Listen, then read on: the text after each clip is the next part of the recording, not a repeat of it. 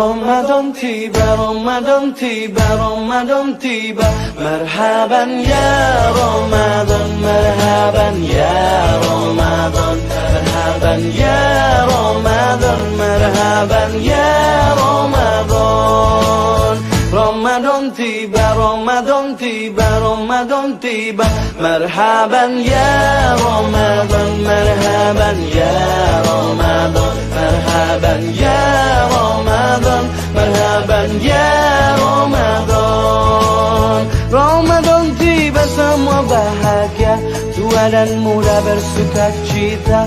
Bulan ampunan, bulan yang berkah, bulan terbebas api neraka. Andaikan saja Ramadan semua, bulan yang tiba, bulan yang ada. Karena besarnya setiap pahala yang dijanjikan kepada kita. Marhaban ya Ramadan, marhaban ya Ramadan, marhaban ya Ramadan, marhaban ya Ramadan. Dalam bersahur ada pahala, dalam berbuka alangkah indah. Menahan diri, menahan lidah, menjaga hati, menjaga mata. Banyakkan amal hari-harinya, pahala datang berlipat ganda.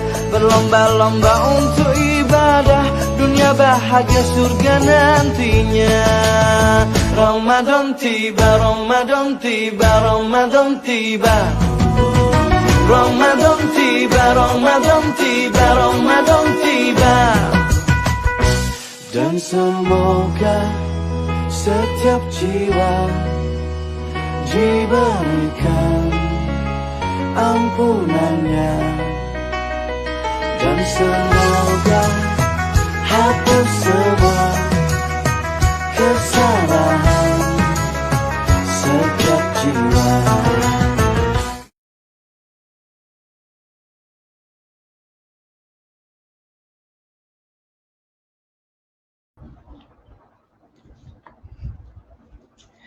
Astaghfirullahalazim, astaghfirullahalazim, astaghfirullahalazim. Allazi la ilaha illa huwal hayyul qayyum wa atubu ilaih. Assalamualaikum warahmatullahi wabarakatuh. Alhamdulillah. Pertama sekali, sebelum kita mulakan kelas kita pada malam ini, marilah sama-sama kita sedekahkan Al-Fatihah kepada junjungan besar kita Nabi SAW. Seterusnya kepada para sahabat baginda, para keluarga baginda, sedekahkan Al-Fatihah juga pada para tabi'in, para alim ulama, pada guru-guru kita, para asatizah, dan juga kepada ibu bapa kita, dan juga kepada seluruh muslimin muslimat, mukminin dan mukminat sama ada yang masih hidup ataupun yang telah meninggal dunia. Syai'ulillahi lahumul Fatihah. A'udzubillahi minasyaitonirrajim. Bismillahirrahmanirrahim. Alhamdulillahi rabbil alamin. Ar-Rahmanirrahim. Maliki yaumiddin. Iyyaka na'budu wa iyyaka nasta'in. Ihdinas siratal mustaqim. Siratal ladzina an'amta 'alaihim ghairil maghdubi 'alaihim waladdallin. Amin. Alhamdulillah. Syukur kita kepada Allah Subhanahu wa taala kerana pada malam ini kita dipertemukan lagi sekali di dalam satu program Nak Baiki Umrah. Mudah-mudahan ia memberi manfaat pada kita semua insya-Allah.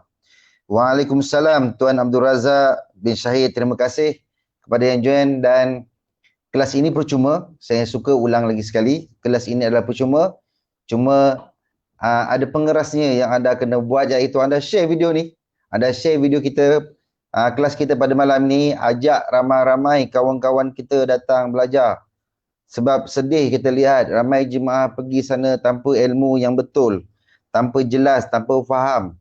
Ramai juga jemaah kita tengok dia suka ikut-ikut. Dia dapat ilmu yang ikut-ikut, dia ikut orang. Buat umrah tak boleh ikut-ikut tuan-tuan. Kalau kita ikut-ikut, takut-takut kita terikut orang yang salah. Kita takut kita terikut jemaah kita yang buat salah. Bila kita terikut buat jemaah yang buat salah, kita pun akan jadi salah juga. Sebab itu, ambillah peluang hari ini. Allah bagi kita kesempatan hari ini, ambillah peluang belajar. sungguh-sungguh belajar. Sebab bukan untuk orang lain, untuk kita juga.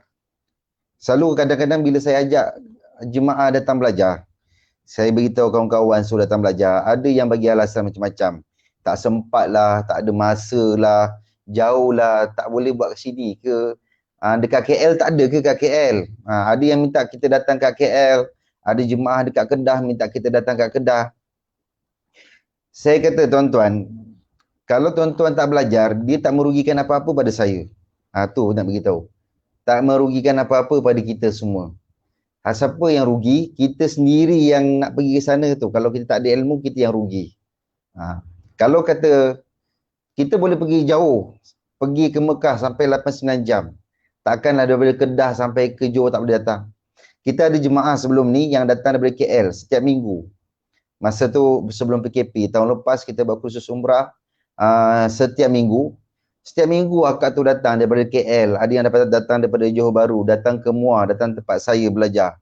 Sebab mereka faham, mereka tahu ilmu ni bila mereka belajar bukan untuk saya, bukan untuk siapa-siapa, tetapi untuk diri mereka juga. Jadi yang senang pun mereka juga. Terima kasih kepada yang join. Waalaikumsalam. Ismi Imam Maharif. Terima kasih. Waalaikumsalam. Puan Saedah Ibrahim. Terima kasih. Waalaikumsalam warahmatullahi. Terima kasih. Ustaz Huzairi pun ada sekali. Terima kasih. Okey, alhamdulillah. Muslimin muslimat, tuan-tuan dan puan-puan yang saya kasih sekalian. Hari ini kita akan teruskan kelas kita pada malam ini. Tajuknya adalah tentang rukun umrah dan wajib umrah. Anda kena faham tentang rukun umrah. Kalau tak, bahaya. Sangat bahaya. Apa bahaya dia? Nanti kita akan ceritakan apa bahayanya. Okey? Rasa kita boleh buat. Waalaikumsalam. Semoga sentiasa sihat. Ya. Alhamdulillah. Terima kasih. Amin. Amin. Ya Rabbal Alamin. Mudah-mudahan Allah bagi kita kesihatan berterusan. Mudah-mudahan sebab bila kita sihat ni, apa saja kita boleh buat. Kita boleh mengajar. Kita boleh belajar. Kita boleh pergi mana-mana. Kesihatan. Kesihatan itu penting. Sebab tu bila Allah bagi kita kesihatan, ada masa untuk pergi umrah, jangan bagi alasan. Kalau kita bagi alasan, menyesal kita. Dah sakit, barulah teringin nak pergi umrah. Time tu lah dah susahkan anak-anak pula, tolong bawakan, tolong tolak kursi roda dan sebagainya. Okey? Baik. Jom. Hari ini saya berada di tempat lain. Untuk makluman semua, sekarang saya berada di Johor Bahru. Saya di rumah bapa saya di Johor Bahru. Jadi alhamdulillah background pun lain sikit. Sebelum ni warna hitam kan. Dia ada kelainan sikit lah hari ni. Baik. Muslimin yang muslimat yang saya kasih sekalian. Allahumma salli wa sallim ala Sayyidina Muhammad bi'adadi man sala'id. Wa salli wa sallim ala Sayyidina Muhammad bi'adadi man lam yusalla alaih.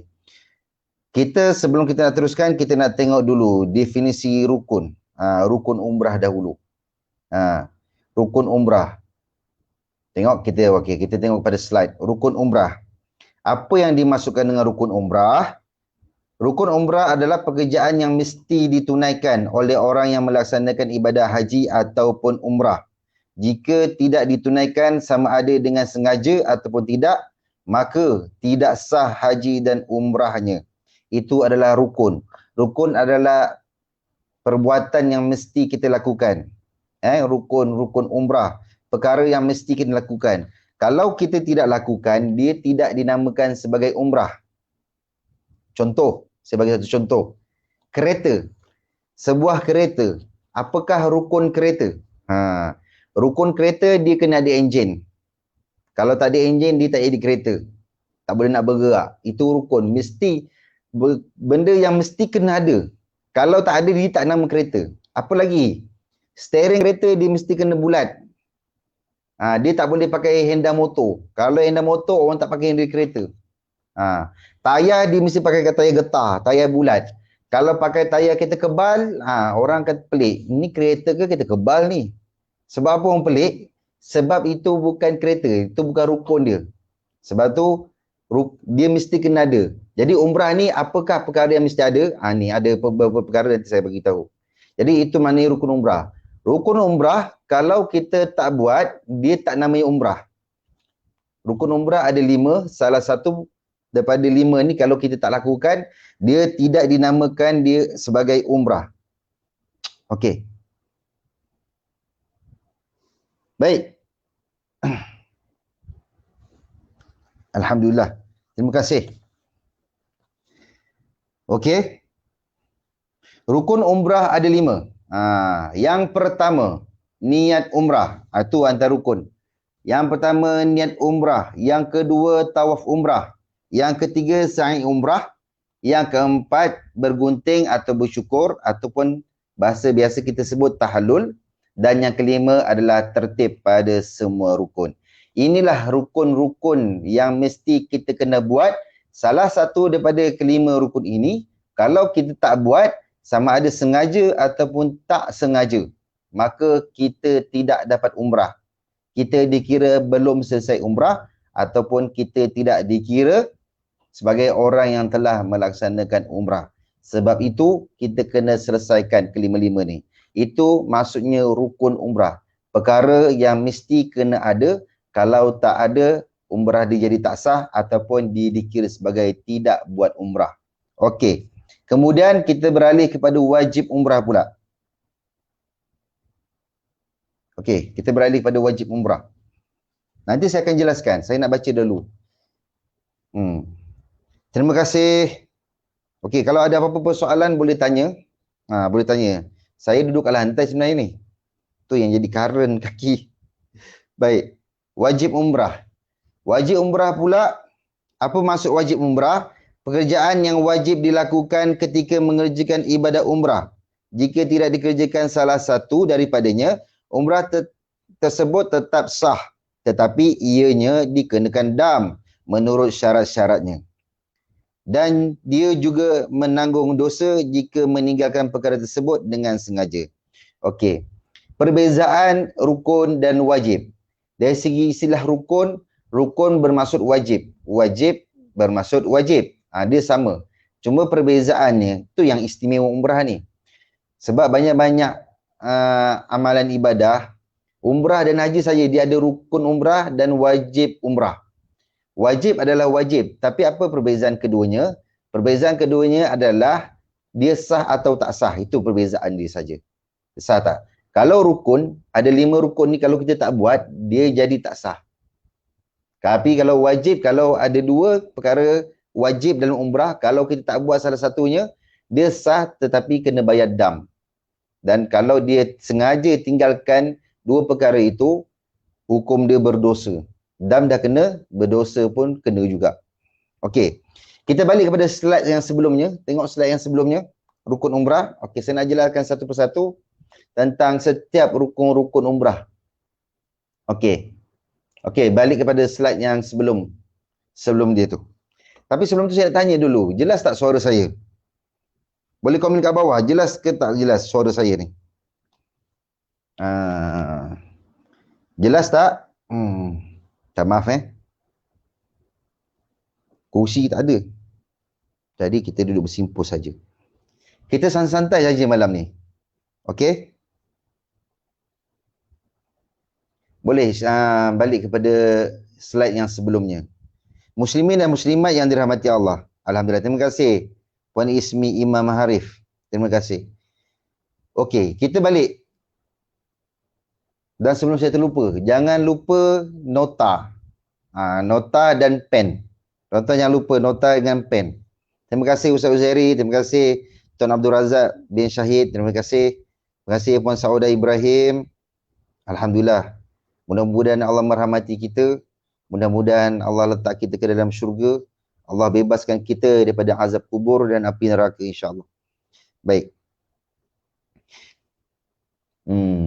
Baik, terima kasih. Sebelum tu sebelum saya terlupa lagi. Terima kasih kepada pihak Intisar kerana bantu kita dalam menguruskan slide kita pada hari ini.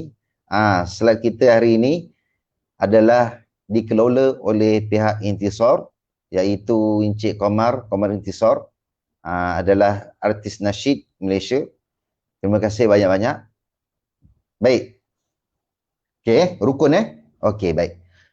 Rukun umrah. Yang pertama tadi kita sebut niat. Niat umrah. Setiap amalan bermula dengan niat. Baru kita nak masuk. Setiap amalan bermula dengan niat. Tanpa niat, amalan itu menjadi tidak sah. Termasuklah juga dengan umrah. Niat merupakan salah satu. Kena faham. Rukun dalam umrah ni dia ada dua rukun. Yang pertama rukun qauli, yang kedua, minta maaf, rukun qalbi yang pertama, yang kedua rukun fi'li. Ada orang tanya, Ustaz, saya tak boleh nak pergi umrah, kenapa? Saya tak pandai baca doa. Saya tak tahu baca doa. Saya bukan sekolah Arab. Tuan-tuan, dalam ibadah umrah, dia tidak ada mana-mana yang mewajibkan untuk kita berkata-kata. Sebab dalam rukun umrah, dia ada dua sahaja rukun. Rukun qalbi. Rukun qalbi adalah rukun, qalbi ni niat. Yang daripada hati. Itu niat. Yang kedua adalah fi'li. Tawaf, sa'i dan bercukur. Ada 3 perbuatan. Dalam kelima-lima kita buat umrah ni, kita cuma buat niat dan 3 saja perbuatan yang kita kena buat, tawaf, sa'i dan tahlul. Yang kelima tertib. Apa maksud tertib? Tertib bermaksud mana yang dahulu didahulukan, yang kemudian dikemudiankan. Tak boleh langkau. Banyak kes kita jumpa jemaah yang langkau. Kenapa saya nak terangkan sangat tentang rukun umrah ni? Kenapa dia penting? Sebab ramai jemaah tak faham tentang rukun, susul jalur rukun umrah ini. Yang menyebabkan ramai jemaah dia langkau amalan-amalan ni. Nak buat ibadah, dia ada rukun dia. Contoh, kita nak solat. Solat ada rukun. Rukun solat ada 13. Yang pertama kena niat. Yang kedua kena baca, kena berdiri betul. Yang ketiga kena takbiratul ihram. Yang keempat kena Fatihah. Kena follow satu persatu SOP dia. Jangan langkau. Ada orang dia langkau. Dalam umrah ni dia tak boleh langkau. Pernah satu kes ni jemaah saya sendiri. Saya bawa dia tahun 2017. Dia orang Indon, kita panggil dia Wak. Wak ni dia pergi dengan majikan dia. Majikan dia support dia pergi umrah. Okey. Masa tu sudah umrah yang kedua ke ketiga saya tak silap. Dia buat sendiri dengan majikan dia. Kemudian selepas dia tawaf, dia nak cari sa'i, dia tak jumpa. Saya pun tak faham kenapa dia cari sa'i tak jumpa. Dia nak cari tempat sa'i, padahal dah umrah kedua atau ketiga tu. Mungkin dia lupa tempat sa'i. Okey, tak apalah dia kalau dia lupa. Cuma masalahnya, bila dia tak jumpa tempat sa'i, dia boleh bercukur. Dia tahlul. Jadi bila dia balik ke hotel, jumpa saya tanya dia, Wak, macam mana Wak, dah selesai? Dia kata, Alhamdulillah Ustaz, dah selesai. Cuma tadi saya tak jumpa sa'i. Saya kata, kalau tak jumpa sa'i, tak selesai. Selesai macam mana? Dia kata, tapi saya lepas tawaf, saya bercukur. Kenapa cukur, saya tanya. Sebab saya tak jumpa tempat sa'i, jadi saya cukur dulu, nanti baru saya buat sa'i. Siapa ajar? Siapa yang ajar dia buat macam tu? Dia pergi dengan saya, tapi dia belajar dengan orang lain. Wallahualam, saya tak tahu dia belajar ke tak belajar, wallahualam. Dia datang daftar dengan kita, terus datang daftar dan pergi dengan kita. Itu yang masalah. Menyebabkan apa? Menyebabkan bila dia dah langkau, dia buat cukur, dia dikenakan dam. Sebab apa? Dia tak, sa'i dia tak selesai. Dia tak buat sa'i lagi. Sebab tu tuan-tuan, hati-hati. Kena dam seekor kambing. Rugi je. Potongnya dah lah 3 helai je. Kena dam seekor kambing. Kambing kat sana harga dia 500 seekor. 500 ke 400 gitu harga dia. Rugi. Rugi dan sayang. Sebab tu tuan-tuan kita kena faham. Ada orang tak faham tentang susul jalur tu. Yang tu yang kita nak keterangkan. Ada juga satu kes, ni hari ni saya akan banyak cerita tentang beberapa isu. Ada satu isu lagi berkenaan tentang satu jemaah ni. Dia buat tawaf umrah masa tu. Ketika dia buat tawaf umrah, masa tu tak silap saya umrah yang ke-6. Kemudian dia nak pergi bilik air. Pergi bilik air dekat belakang masjid tu. Toilet tu kalau nak pergi toilet situ kena lalu sa'i. Jadi dia pergilah buang air kat situ. Habis dia buang air, dia patah balik. Dia lalu balik tempat sa'i. Dia bertembung dengan kawan dia. Dia bertembung dengan kawan dia. Kawan tanya, kau nak pergi mana? Aku nak buat tawaf lagi. Tadi tawaf aku tak selesai. Kawan dia cakap apa? Alah tak payah dulu. Kau buat sa'i dulu. Alang-alang kau dah tempat sa'i. Kau sa'i dulu. Habis sa'i nanti kau patah balik buat tawaf, sambung yang tawaf kau tak selesai, lepas tu baru kau cukur, kau bertahlul. Jadi diikut. Ni yang saya kata, inilah umrah ikut-ikut. Diikut orang salah. Jadi bila dia dah sa'i 7, kemudian dia patah balik buat tawaf, kemudian baru dia cukur. Balik tu baru ditanya ustaz. Ni bukan jemaah saya, ni daripada mutawif yang lain yang cerita dengan saya. Jadi baru ditanya ustaz dia. Dia ustaz. Rupanya dia salah buat, dia dah langkau. Sa'i dia tak selesai, dia dah buat rukun yang keempat, rukun tahlul. Sebab tu ada yang nombor 5. Kalau yang nombor 5 tu tertib tak ada, tuan-tuan kita boleh langkau. Okey, kita nak buat sa'i dahulu. Lepas tu kita nak niat. Lepas tu kita baru nak tawaf. Tu tak apa. Kalau nombor 5, rukun yang kelima tu tak ada. Kalau rukun yang kelima tu ada, jangan memandai-mandai. Jangan nak gatal-gatal, tukar-tukar. Boleh faham? Boleh jelas? Okey, terima kasih. Terima kasih banyak. Alhamdulillah. Okey? Rukun umrah. Rukun umrah. Itu yang pertama niat. Niat umrah. Yang kedua, tawaf umrah. Tawaf umrah, apa maksud tawaf umrah? Mengelilingi Kaabah 7 kali pusingan. Dengan syarat-syaratnya. Dan dengan yakin. Itu maksudnya tawaf umrah. Pun ada kes. Siapa yang tengok saya punya post saya tadi, saya ada cerita satu akak tu. Baik. Nanti saya akan kongsi cerita, sambung balik cerita tentang akak tu.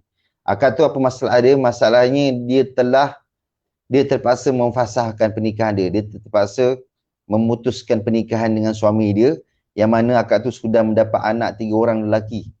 3 orang lelaki. Terpaksa dibatalkan pernikahan dan dibuat tahlul ihsar dan dia terpaksa nikah balik semula hanya kerana kesilapan dia yang kecil bagi kita. Kita tengok macam kecil. Macam mana ceritanya? Okey, kita berehat dahulu. Kita bagi laluan kepada iklan ini. Terima kasih. Saya Halimah binti Jayus, berasal dari Bukit Pasir, Muar Johor.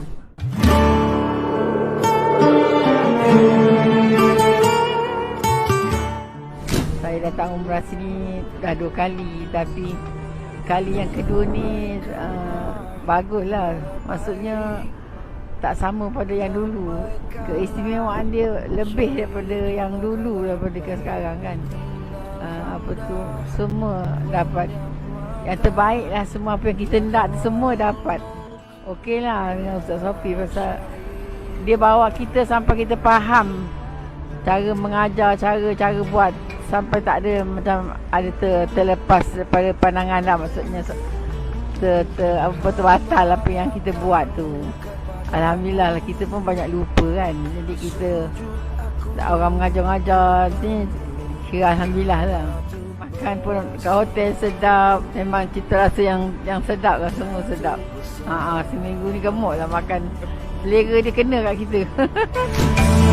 Dari jauh beribu batu membawa hati yang lalu, serah semua padamu. Segala hanya Labbaik Allahumma labbaik, labbaik la. Apa yang perlu kita buat jika kita baru sampai di Madinah ataupun di Mekah? Yang pertama adalah anda perlu beli SIM card. Itu yang penting, sebab di sana kita banyak berhubung melalui telefon. Jadi bila sampai sana, pastikan cari masa yang terluang untuk anda beli SIM card di Mekah ataupun di Madinah. Dan yang kedua pula, apa yang perlu anda buat adalah anda dapatkan kad hotel, ataupun anda boleh ambil gambar pintu hotel dengan signboard hotel sekali, supaya kalau anda pergi ke mana-mana, anda tak tahu jalan atau anda tersesat, anda boleh tunjukkan pada orang di situ, ataupun anda boleh tunjuk gambar yang anda telah ambil, supaya mereka boleh tunjuk anda jalan pulang ke hotel anda. Itu 2 tips pastikan anda perlu buat bila mana anda sampai di Masjidil Haram ataupun Madinah Munawwarah. Wal mulka la syarika la.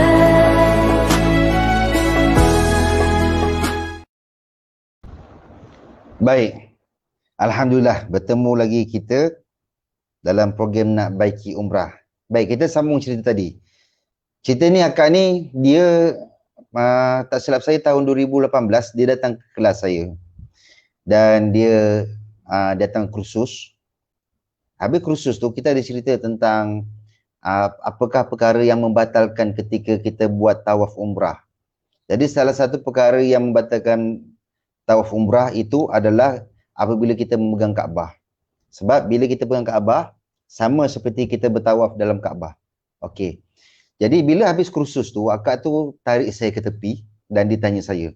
Ditanya, Ustaz, betul ke Ustaz kalau kita tawaf pegang Kaabah batal? Saya kata, betul Kak, kenapa? Dia kata, Ustaz macam ni. Dulu, masa dia bujang, masa dia anak dara lagi, dia pergi umrah dengan orang tua dia. Dan ketika tawaf, tak tahu tawaf yang keberapa, dia nak pegang Kaabah. Dia terasa nak pegang Kaabah. Jadi masa tengah tawaf tu dia pegang Kaabah. Masa tu tawaf umrah, tawaf yang pertama, tawaf wajib, umrah wajib. Jadi dia pegang Kaabah. Bila dia pegang Kaabah, sebenarnya bila dia pegang Kaabah batal. Kat situ dia ada dua akibat. Dia pegang Kaabah batal, dan kedua adalah dia terpegang minyak wangi. Sebab dinding Kaabah ada minyak wangi, dia dah kena dam. Yang pertama, tawaf dia dibatal sebab dia dah pegang Kaabah. Nanti saya akan jelaskan lebih detail tentang pantang larang perkara yang membatalkan bab tawaf nanti. Jadi yang pertama, tawaf dia ketika tu jadi batal. Katalah dia tawaf yang ketiga. Ketiga itulah yang batal, sepatutnya dia kena ulang balik semula tawaf dia yang ketiga tu. Kalau dia pegang Kaabah masa tawaf yang kelima. Jadi tawaf yang kelima tu jadi terbatal dan dia sepatutnya dia kena ulang balik. Itu yang pertama. Yang kedua, dia kena dam sebab dinding Kaabah ada minyak wangi. Kena faham. Dekat makam Ibrahim ada minyak wangi. Dekat Hajar Aswad ada minyak wangi. Dekat dinding Kaabah ada minyak wangi. Dekat Hijri Ismail ada minyak wangi. Sebab tu saya selalu pesan pada jemaah, jangan buat apa-apa ketika tawaf. Jangan terasa nak pegang Hijri Ismail, nak pegang makam Ibrahim. Jangan dulu, nanti dulu. Selesaikan umrah kita dulu. Buat tawaf dulu, kemudian buat sa'i dahulu, kemudian tahlul.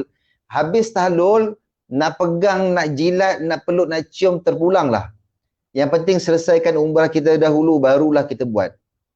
Jadi akak ni, bila dia pegang, dia tak tahu benda tu salah. Tetapi dari segi hukum umrah ni, tahu tak tahu tetap salah. Tahu ataupun tak tahu, sengaja ataupun tak sengaja, tetap dia salah. Jadi dia teruskan tawaf dia. Dia tak ulang. Kemudian habis tawaf. Kemudian dia buat sa'i. Dia buat sa'i pula. Adakah sa'i dia tu sah? Sa'i dia tak sah kerana tawaf dia tak selesai. Ingat, rukun umrah yang kelima tu tertib. Selagi rukun yang pertama tak selesai, jangan pergi rukun yang kedua. Kalau rukun yang kedua tak selesai, tawaf, jangan pergi sa'i. Selagi mana sa'i tak selesai, jangan tahlul. Jangan. Itu. Jadi bila tawaf dia tak selesai, dia ada masalah pada tawaf dia yang ketika dia pegang Kaabah, dia pergi sa'i. Sa'i itu tak dikira. Bila dia pergi sa'i, kemudian dia tahlul, pap, dia potong. Dia kena dam kambing seekor. Itu baru cerita tahlul punya dam. Dam minyak wangi, belum kira lagi tu. Tahlul potong rambut, kemudian minyak wangi. Baik. Dia balik ke Malaysia. Dia balik ke Malaysia tanpa dia sedar yang dia sedang terikat dalam ihram umrah. Yang mana dia tak boleh buat pantang larang. Tak boleh berwangi-wangian, dia tidak boleh potong kuku, potong rambut, dia tak boleh tutup muka, sarung tangan, hatta nikah pun tak boleh. Nikah. Orang yang dalam ihram umrah, nanti bab pantang larang ihram tu saya akan jelaskan. Dan orang yang dalam ihram umrah, dia tak boleh jadi pengantin lelaki. Dia tak boleh jadi pengantin perempuan. Dia tidak boleh jadi wali kepada anak dia. Jangan main-main. Ya. Jadi bila dia balik, tahun makan tahun, dia dirikan rumah tangga. Dia berkahwin dalam keadaan dia dalam ihram. Perkahwinan dia tu sebenarnya tak sah. Dan dia dapat anak. Anak dia pun jadi tak sah taraf. Bila saya cerita benda tu, meremang bulu dia, menggigil badan dia, keluar peluh sejuk. Dia cakap, macam mana Ustaz, apa perlu yang saya lakukan sekarang? Dia kata, Kak, macam ni Kak, sekarang akak tengah dalam ihram sekarang ni. Dah berapa tahun? Itu belum kira lagi dalam tempoh daripada dia anak dara sampai dia nikah dapat anak ni, berapa kali dia pakai minyak wangi, berapa kali dia potong rambut, berapa kali dia pakai sarung tangan, dia pakai tutup muka bersama bersetubuh dengan suami dia, bernikah. Tu nak kira tu panjang cerita. Tu panjang cerita. Cuma apa yang saya boleh bantu, saya kata, Kak, macam gini, sekarang ni akak dalam tahlul, masih dalam ihram umrah. Apa yang perlu akak buat adalah akak kena fasahkan pernikahan akak. Sebab pernikahan akak yang sebelum ni tak sah. Tak sah. Tak dikira. Jadi bila tak sah, akak kena buat tahlul ihsar. Kena buat tahlul ihsar, maknanya akak tertahan, dan kemudian barulah akak nikah balik semula. Dia kena nikah balik semula. Jadi adakah umrah dengan masa dia anak dara tu dikira umrah? Dia belum dikira umrah, masih belum gugur lagi kewajipan dia terhadap kewajipan menunaikan umrah, belum gugur lagi. Satu masa nanti bila dia pergi, dia kena buat lagi semula. Mana kata kalau dia pergi lagi sekali, dia kena buat umrah fardu. Dia kena buat umrah fardu. Sebab umrah yang hari tu tak selesai.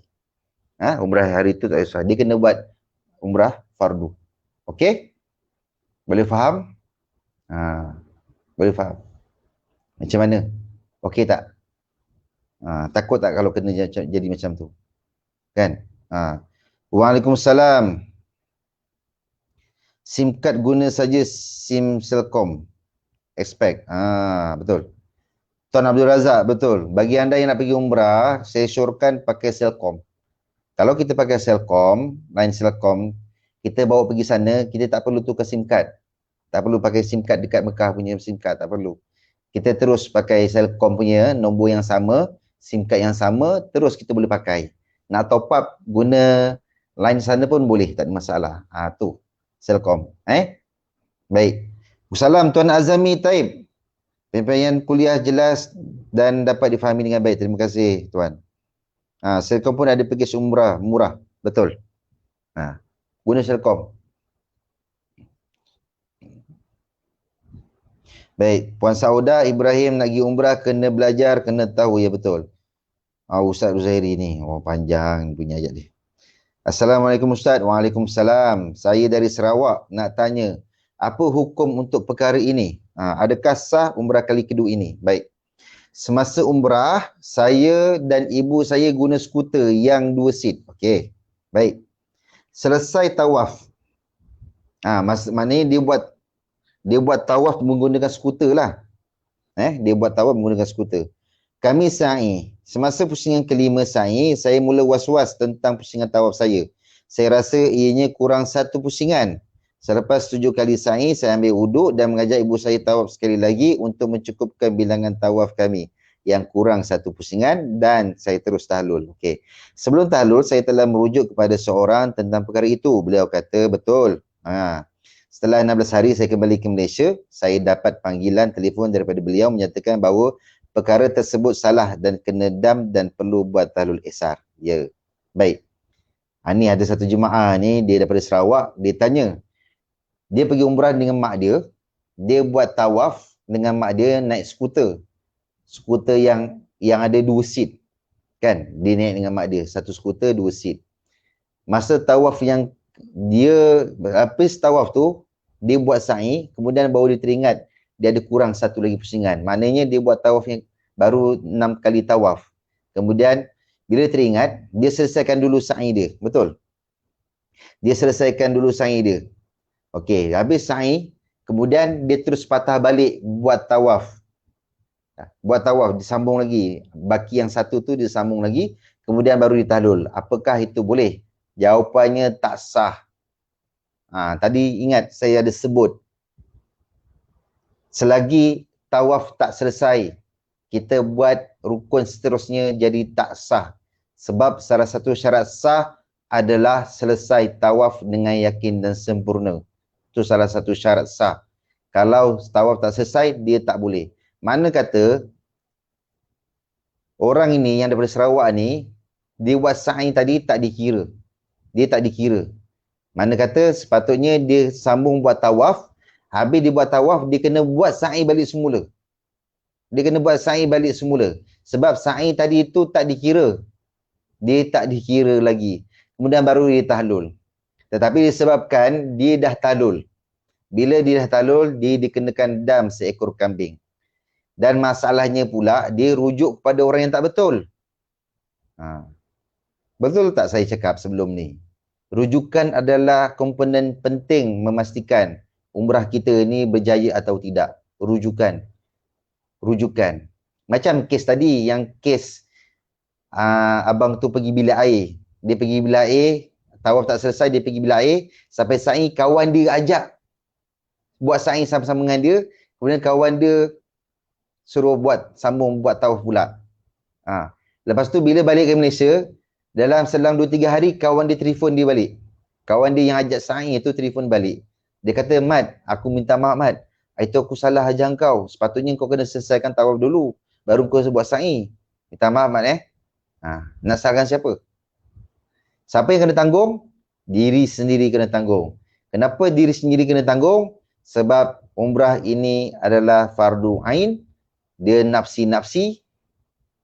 Sendiri salah, sendiri tanggung. Walaupun kita ikut mutawif. Mutawif buat salah, kita pun buat salah. Mutawif kena dam, kita pun kena dam. Sebab tu tuan-tuan, pergi sana, ilmu tu betul. Kadang-kadang kita memang ada ilmu yang cukup, tetapi kita dapat rujukan yang tak betul. Tetapi kalau kita ada ilmu yang cukup, kurang-kurang kita tahu mana yang salah, mana yang betul. Sekurang-kurangnya kita tahu mana yang salah, mana yang betul. Okey Ustaz, saya jawab tak soalan tadi? Okey? Dia umrah kali kedua. Walaupun umrah sunat, dia tetap kena selesaikan juga. Dia kena selesaikan juga. Okey. Boleh? Okey, kita terus. Tadi tawaf yang kedua, rukun umrah yang kedua adalah tawaf. Alhamdulillah, terima kasih Ustaz. Baik. Faham Ustaz? Sebab itu pentingnya hari khusus. Alhamdulillah sepanjang di sana mutawif sering mengingatkan kami tentang pantang larang semasa ihram. Baik. Kita alhamdulillah syukur. Ada jemaah dia dapat mutawif yang betul-betul dijaga ibadah. Ada jemaah dia betul-betul jaga. Tapi sayangnya kalau rezeki ketika itu jemaah dapat mutawif yang tak pandai jaga dan tak ambil peduli. Itu banyak kita jumpa. Ada kita jumpa. Kita ada jumpa mutawif yang baru jadi mutawif, 1-2 kali jadi mutawif. Dan banyak soalan-soalan yang bila ditanya salah bagi jawapan ataupun dijawab tak tahu. Pun banyak. Saya kalau nak cerita kisah-kisah jemaah ni, dekat Mekah banyak tuan-tuan. Masa je tak cukup saya nak cerita. Banyak kisah. Ada jemaah, ada mutawif salah ajar. Macam-macam lah kalau kita dengar cerita. Sebab saya dapat cerita ni daripada kawan-kawan, sahabat-sahabat mutawif saya yang daripada travel lain, dia banyak cerita. Itu yang kita kat situ kita fikir, rujukan tu adalah sangat yang penting. Rujukan sangat penting. Kalau trip kali itu dapat, contoh tuan-tuan, sebab tu saya beritahu, nak cari travel, nak pergi umrah, cara nak pilih travel, yang pertama adalah jangan pilih travel semata-mata. Oh, travel tu popular lah, travel tu ramai orang pergi lah, mesti dia bagus. Travel ni bagus lah, travel ni nombor 1 kat Malaysia. Bukan. Bukan kita tengok syarikat tu betul bagus tak bagus. Semua syarikat travel, insyaAllah semua bagus-bagus. Tapi bila kita sampai dekat Mekah nanti, kita banyak berurusan dengan siapa? Adakah kita banyak berurusan dengan syarikat ataupun kita banyak berurusan dengan mutawif? Itu soalannya. Kita banyak berurusan dengan siapa? Syarikat ataupun mutawif? Jawab kat bawah tu, jawab. Kita banyak berurusan dengan siapa kat sana nanti? Kita berurusan dengan syarikat sebelum pergi umrah. Kita daftar, kita pergi kursus, kita dapat beg, dapat tag, itu kita hantar pasport. Itu sebelum pergi umrah. Tetapi semasa berada di Mekah dan di Madinah, kita berurusan dengan siapa? Hidup kita kat sana 24 jam dengan siapa? Kita dengan mutawif. Jadi, syarikat bagus, ada tak semua mutawif itu bagus? Ada certain tak bagus. Ada certain mutawif yang jenis kaki angin. Ada jenis mutawif yang jenis malas nak jawab. Ada mutawif yang bagus-bagus. ada bagus, yang memang yang terbaik. Banyak sahabat-sahabat saya, Alhamdulillah, saya kenal dengan sahabat-sahabat saya yang mutawif dia daripada Tiram, daripada Jom Kembara, Kembara Umrah JDT, daripada UHR. Itu sahabat-sahabat saya yang mana saya jumpa juara travel, tu semua yang bagus-bagus. Tetapi ada certain case jemaah dia dapat kali tu trip yang mutawif tak bagus. Dia dapat, bila kita kata dia pergi satu syarikat travel ABC, contoh, saya bagi contoh. Syarikat ABC. Syarikat ABC ini syarikat yang besar kat Malaysia. Katalah dia syarikat nombor 1. Memang popular, ramai jemaah pergi dengan syarikat tu. Baik, dan syarikat tu dia ada ramai mutawif. 100 orang mutawif, 200 orang mutawif. Tapi sayang trip kali tu kita pergi, kita dapat mutawif yang tak bagus. Itu yang balik tentang komplain. Dan masalahnya pula jemaah, kalau dia komplain, bila dia kata mutawif itu tak betul, dia akan kata syarikat tu tak betul. Oh, syarikat ABC ni tak betul, tak bagus lah. Bawa ibadah kita pun salah, tak betul, kita kena buat sendiri macam-macam. Jemaah komplain. Bila jemaah komplain ABC travel tak bagus, siapa yang dapat tempiasnya? Satu Malaysia, semua cawangan ABC travel yang dapat tempias. Padahal yang masalahnya mutawif. Mutawif tu je yang masalah. Mutawif lain okey. Mutawif tu je yang masalah. Sebab itu, saya kata rujukan tu penting. Cari syarikat travel dan tanya kepada pihak syarikat, siapa yang akan bawa kami? Tanya dia, tuan, kami nak pergi umrah tarikh sekian-sekian, siapakah mutawif yang bawa kami nanti kat sana? Kami nak kenal mutawif tu, kami nak diajar kami. Kalau boleh, diajar kami. Macam mana cara buat, supaya kita nak, bukan kita nak kenal dia untuk ajar, kita nak rapat dengan dia, kita nak berkawan supaya mudah kita berkomunikasi kat sana. Masalahnya kalau kita tak kenal mutawif, isteri kita datang ke uzuran, isteri kita pun segan nak cerita dengan mutawif tu, dia uzur. Bang, tolonglah bang, tanya ustaz tu bang. Tanya apa? Ni saya ni uzur ni macam mana nak buat? Kau uzur, aku pula yang tanya. Bergaduh pula laki bini kat situ. Sebab apa? Sebab tak kenal. Dia tak kenal faham, tak jelas, tak kenal dengan mutawif tu, akan menyebabkan masalah miskomunikasi. Masalah tak faham, tak kenal. Baik, Ustaz. Berusaha dengan mutawif, betul. Puan Saudah, betul. Berusaha dengan mutawif. Travel tu memang betul, bagus. Syarikat ada lesen lengkap, tetapi siapa yang bawa kita tu yang kita kena tahu. Jemaah tak ambil tahu. Ramai jemaah tak ambil tahu siapa yang bawa dia. Kita kena ambil tahu. Sebab apa kita kena ambil tahu? Sebab hak kita. Kita ada hak. Kita bayar, bukan kecil-kecil kita bayar. Kita bayar beribu-ribu untuk dia pimpin kita, untuk dia jawab soalan-soalan kita. Walaupun, minta maaf saya cakap, walaupun soalan kita soalan bodoh. Walaupun soalan kita tu soalan budak darjah 1. Wajib mutawif tu kena layan, kena jawab. Sebab dia memang dah dibayar untuk jawab soalan, masalah jemaah. Kena jawab. Kalau ada mutawif tak nak jawab, masalah tu. Masalahkan kita pula. Masalah. Okey. Ustaz Uzairi, sebaiknya pergi umrah dengan pembimbing yang ajar semasa di tanah air sehingga ke tanah suci bersama. Ada jemaah langsung tak kena mutawif. Betul. Ya Ustaz, betul. Itu lagi kita sagis. Itu lagi yang terbaik. Kita lagi yang terbaik. Kita pergi. Dia ada beberapa cara kita nak pilih mutawif. Yang pertama, kita memang kenal mutawif tu memang bagus. Contoh, kita jumpa mutawif tu Ustaz Don. Ustaz Don Daniel, kita tahu dia macam mana. Okey. Dan dia tak ajar kita, tapi kita kenal dia bagus. Tetapi lebih baik kalau guru kita yang ajar. Tuan-tuan bayangkan, guru yang ajar kita, dia sama-sama pergi umrah dengan kita. Dia tak adalah duduk kat Malaysia. Dia sama-sama bawa kita pergi umrah. Sebab dia ajar, dia bawa. Itu lebih baik. Itu lebih afdal, itu lebih senang kita nak cakap dengan dia, kita nak ngadu masalah macam-macam dengan dia. Okey. Seterusnya. Dah 44 minit dah. Okey. Boleh faham? Yang tu yang sa'i sa'i umrah. Apa maksud sa'i umrah? Sa'i umrah maksudnya berulang alik dari Safa ke Marwah 7 kali pusingan dengan syarat-syarat sah dengan yakin dan sempurna. Tu sa'i. Tu nanti saya akan jelaskan dalam video seterusnya. Minggu depan kita akan terus pada niat minggu depan. Hari Selasa depan kita akan terus niat Bab niat ni saya akan lebih detail lagi. Banyak cerita pasal niat. Niat ni saya akan lebih detail lagi pada video yang akan datang. Okey, ada soalan nak tanya? Sa'i. Okey, 5 minit lagi. Baik. Okey, sa'i. Kemudian yang keempat, menggunting dan bercukur. Bergunting dan bercukur. Itu pun nanti saya akan jelaskan. Tahallul ataupun tahallul. Jangan salah tahallul. Tahallul ni pun ada beberapa isu.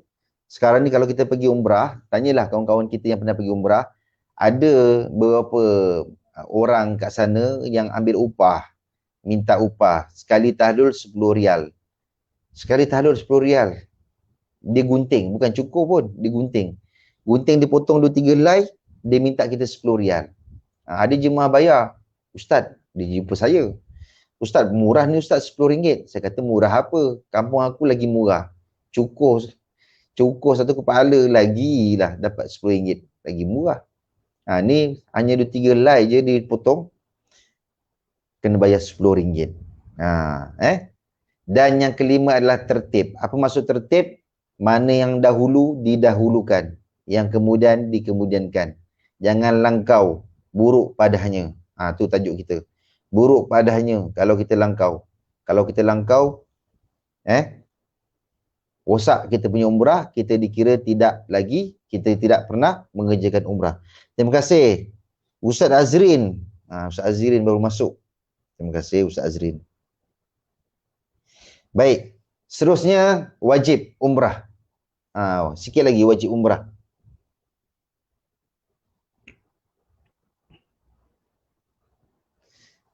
Wajib umrah tadi Okey. Wajib umrah ada 2. Wajib umrah ada 2. Berniat ihram di mikot. Yang kedua, larangan, meninggalkan larangan semasa dalam ihram. Apa maksud mikot? Tuan-tuan nak tahu mikot tu apa? Nanti kita tengok video iklan ni. Kita akan beritahu dalam video ni apa mikot. Ada orang kata, Ustaz, mikot pelik nama dia tu. Ni. Saya tunjukkan video apakah yang dimasukkan mikot. Jadi kita berehat sebentar, kita bagi laluan pada iklan. Kita tengok apakah yang dimasukkan dengan mikot. Sekian, terima kasih.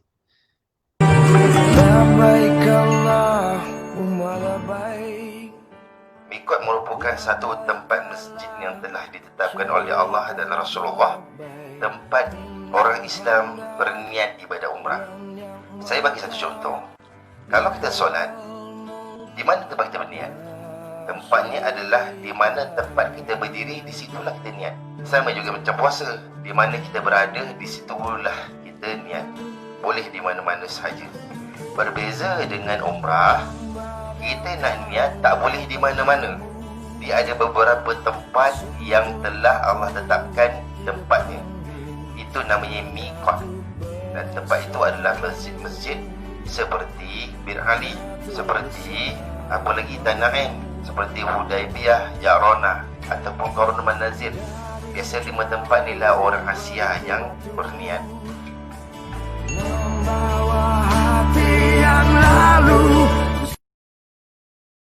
Bismillahirrahmanirrahim. Saya bernama Muhammad Syahidin bin Nizir, berasal daripada Muar Johor. Dan pekerjaan saya sebagai tukang besi di Muar. Pertama kali sampai di Madinah memang rasa teruja lah. Sebab kita pun tak pernah sampai lagi, kan.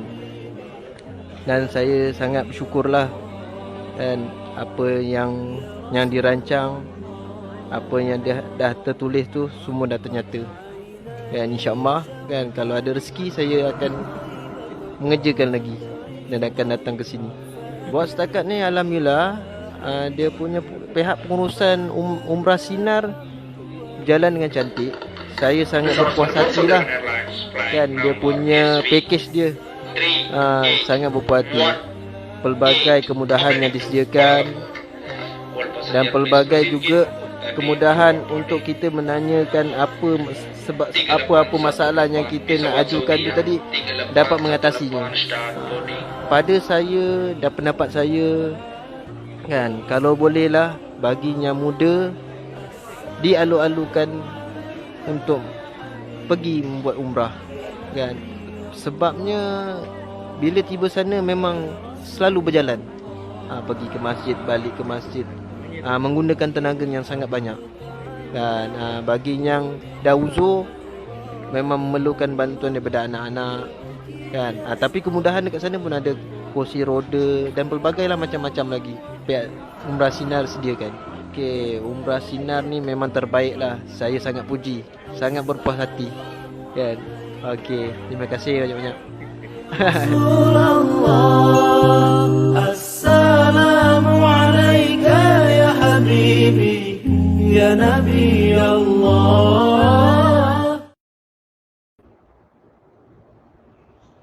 Baik, terima kasih. Alhamdulillah.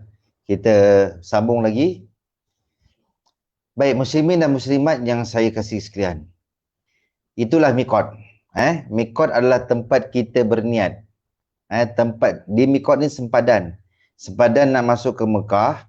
Jadi sebelum kita masuk Mekah, kita kena niat. Bagi orang yang pertama kali masuk Mekah, dia kena niat buat umrah. Dia kena buat niat. Nanti saya akan jelaskan lebih detail pada video-video yang akan datang. Pada kelas yang akan datang. Berniat ihram di mikot. Wajib kena niat ihram di mikot. Tapi adakah kalau dia tak niat ihram di mikot, adakah umrah dia sah? Umrah tetap sah. Cuma dia kena bayar dam kalau dia tak berniat. Contoh katalah, dia daripada Malaysia nak pergi ke Mekah terus. Jadi bila naik kapal terbang, dekat mana tempat dia niat? Dekat Qaranul Manazil. Dekat Qaranul Manazil. Qaranul Manazil ni sempadan Taif nak ke Mekah lah. Bila sepatutnya dia niat, dia tertidur. Jemaah ni tertidur.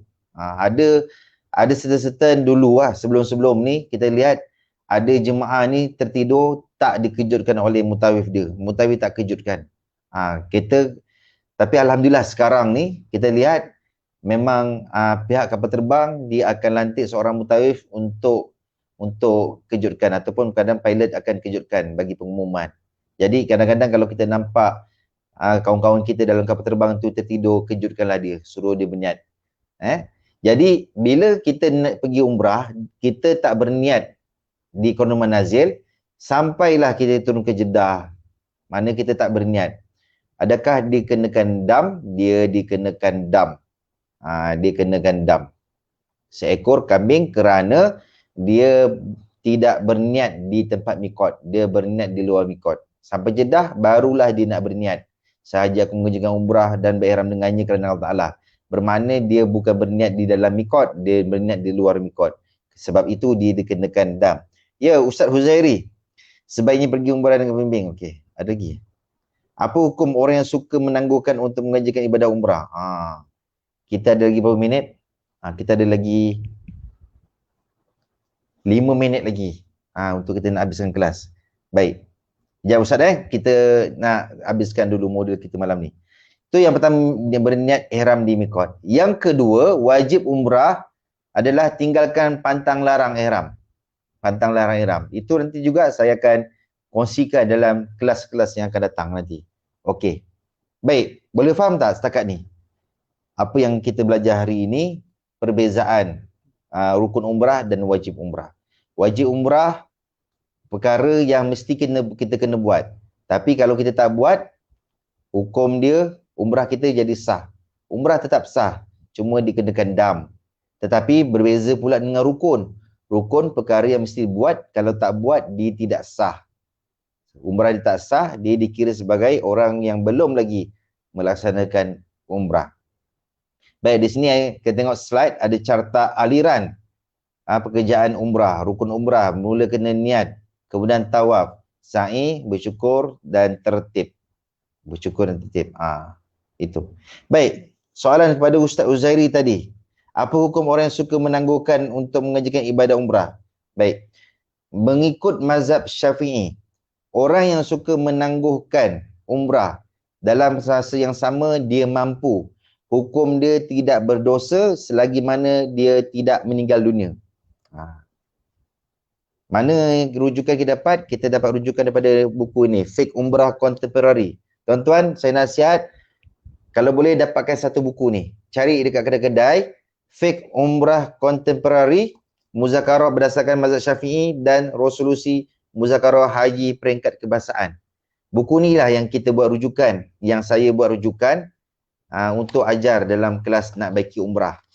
Apa hukum kita menangguh-nangguhkan umrah? Hukum mengerjakan umrah. Kita tengok bab hukum mengerjakan umrah. Okey, tengok Katanya apa? Menurut mazhab Syafi'i, umrah boleh dilakukan bila-bila masa dalam kehidupan seorang Muslim. Seseorang itu tidak dikira berdosa jika menangguhkan kewajipan umrah ini apabila sudah cukup syarat kemampuan, selama mana dia dapat melakukannya sebelum ia meninggal dunia. Namun begitu adalah afdal menyegerakan kewajipan umrah ini untuk melepaskan tanggungan kewajipan ini daripada diri seorang Muslim. Wajib. Mana kata bahasa kita faham, sebelum meninggal kena selesai. Kita dah mampu, kita tangguh, nantilah dulu, tahun depan lah, nantilah dulu, tahun depan lah, okey tak apa. Pastikan jangan meninggal dunia. Tu bahasa kita. Pastikan kita jangan meninggal dulu. Kena, sebab tu kita pun tak tahu, Ustaz, macam mana nak tahu Ustaz sebelum meninggal?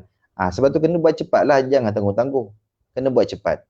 Selesaikan. Bila datang, sebab hukum umrah ni wajib. Ada orang tak tahu, dia ingat sunat. Hukum umrah tu wajib. Tuan-tuan boleh tengok video yang sebelum ni, kita akan ada beritahu. Hukum mengerjakan umrah adalah wajib. Bila sampai masa kita mampu. Macam mana nak tahu kita ni mampu tak mampu? Tengok juga balik video sebelum ni, syarat-syarat wajib mengerjakan umrah. Tengok balik video sebelum ni. Bila kita rasa kita sudah mampu, ketika itu, jangan tangguh-tangguhkan. Orang yang gagal, dia suka bertangguh. Itu ciri-ciri orang gagal.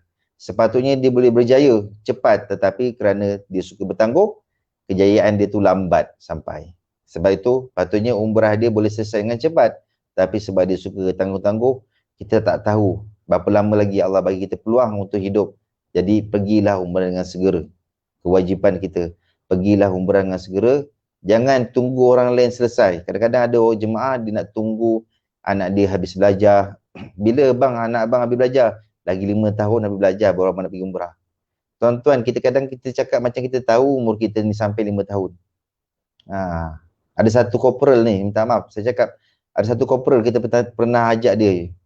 Kop, jom Kop, kita pergi umrah Kop. Dia kata, Ustaz tak boleh pergi sekarang. Pasal? Duit tak cuci lagi.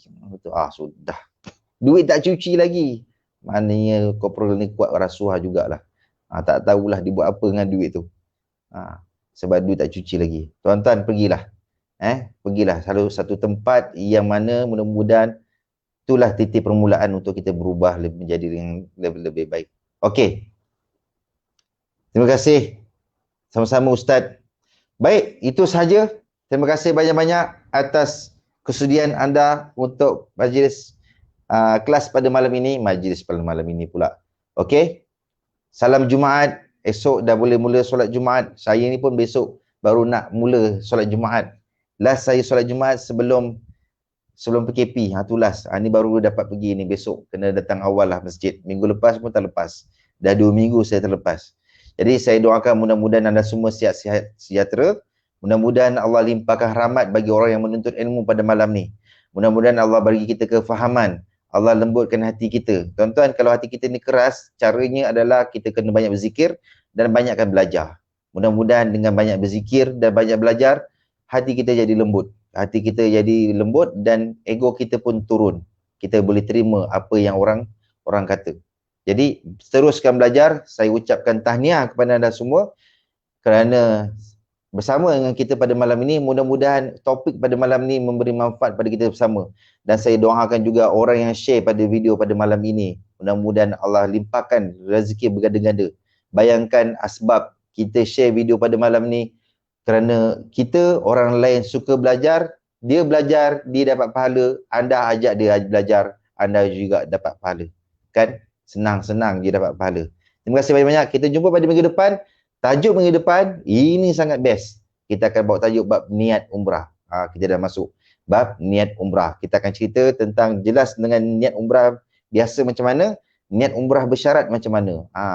Bagi wanita yang uzur maupun lelaki yang ada keuzuran ketika buat umrah, macam mana cara nak buat niat umrah bersyarat. Adakah boleh setiap waktu kita buat niat umrah bersyarat atau ada certain waktu yang kita boleh niat umrah bersyarat.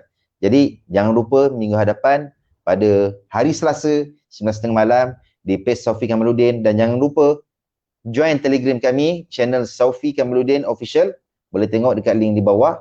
Dan saya halalkan rezeki ilmu pada malam ini dan doakan saya sihat untuk teruskan beri manfaat pada orang lain, insya-Allah. Terima kasih. Saya Saufi Kamaluddin, founder Umrah Sinar, menyinari perjalanan umrah anda. Wabillahi taufiq wal hidayah. Wassalamualaikum warahmatullahi wabarakatuh.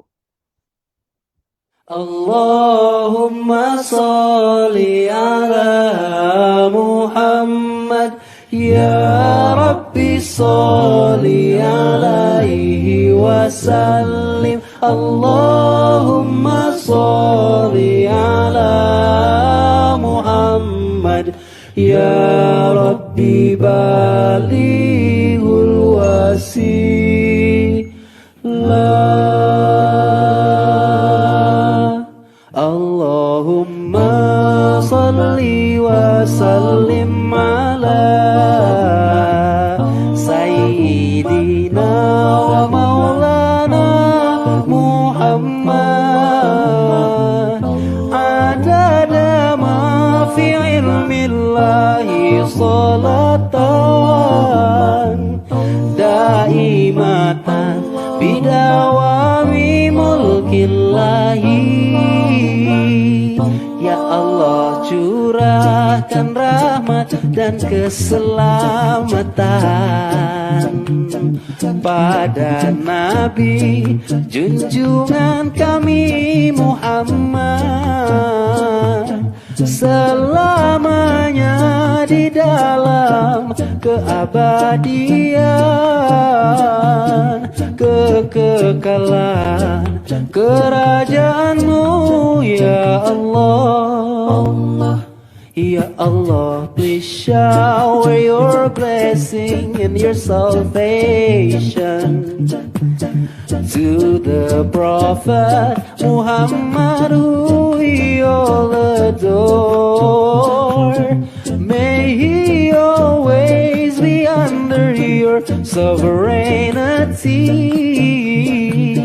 May he forever be under your love and care. Ya Allah, paringono rahmat lan keselamatan kagem Nabi junjungan kula Muhammad, salamini pun wonten ing keselamatan, salamini pun diwelasi Gusti Allah. Allahumma salli wa sallim ala Sayyidina wa maulana Muhammad,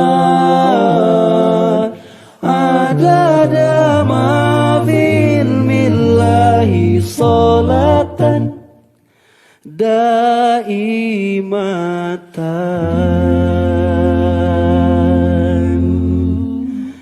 bidawami mulkillahi. Ya ya ya ya ya ya ya ya ya ya ya